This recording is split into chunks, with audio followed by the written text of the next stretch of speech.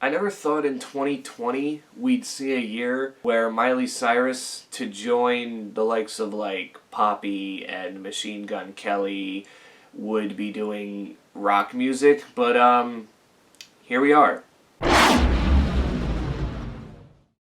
And all I really have to say is Machine Gun Kelly, take notes from Miley Cyrus because, this isn't like pop punk like you were trying to do, but Jesus Christ, at least I knew what Miley Cyrus was trying to convey and she at least put her own little twist on it and didn't just, do the same old boring shit over and over and over again without changing it up or without, separating it from other pop punk albums.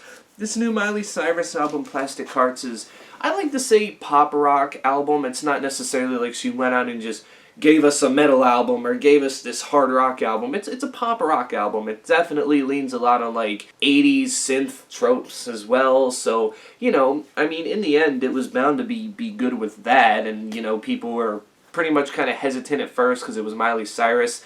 And I'm still interested to see how that Metallica covers album turns out.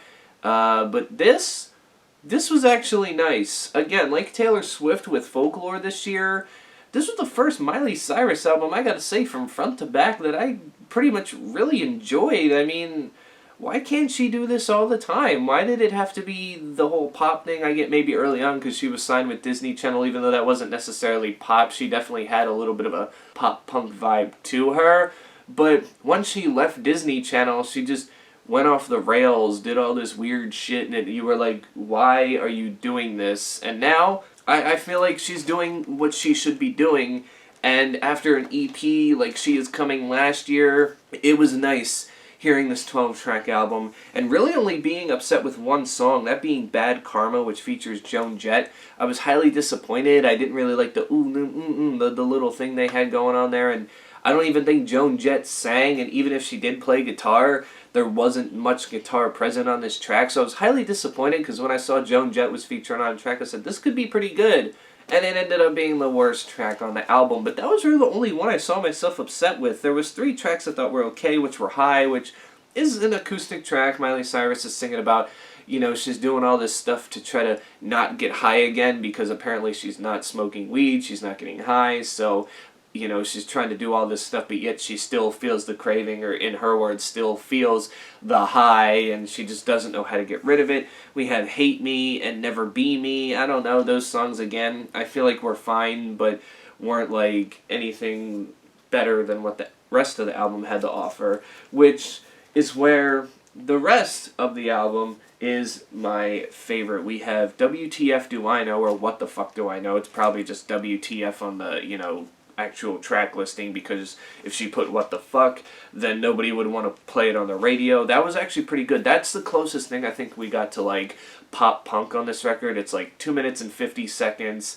and Miley Cyrus, kind of gets through it aggressively. It's nice. I thought with a title like that I'd be like real cringe, but I liked it as a kickoff. I liked it overall.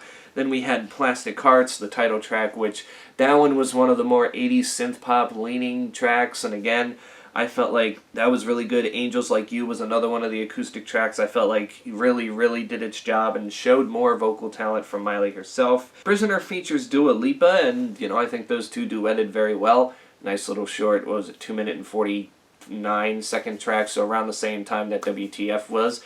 But, adding Dua Lipa on there actually added something, and it gave you 2 different points of views of the song. We have Gimme What I Want, Night Crawling, Midnight Sky, and Golden G-String, which Night Crawling features Billy Idol. So in 2020, we have a Miley Cyrus album that features Billy Idol and Joan Jett, 2 of like the biggest stars in the 80s when you're talking about like 80s rock artists, like solo artists. Even though Joan Jett had the Black Hearts, it was more just we knew Joan Jett, and then Billy Idol did his thing. It's weird seeing them on an album in 2020. I didn't even know they were still active doing things.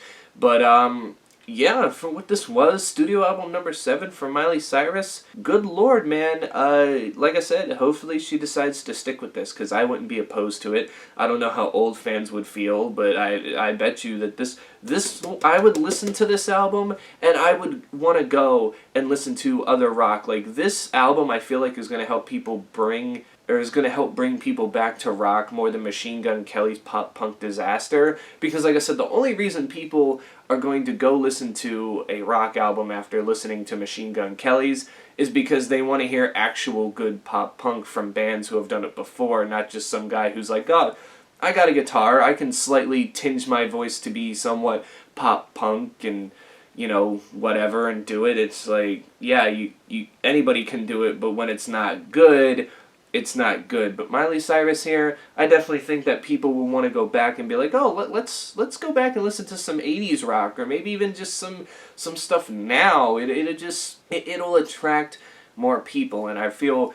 really good that this worked out for her, and I wasn't sitting here making an album where I'm like, you know, why is she doing this, you know, because that was my fear. I'd listen to this and be like, why did she attempt this? But in the end, I'm asking myself, why did she attempt this? And I got the answer.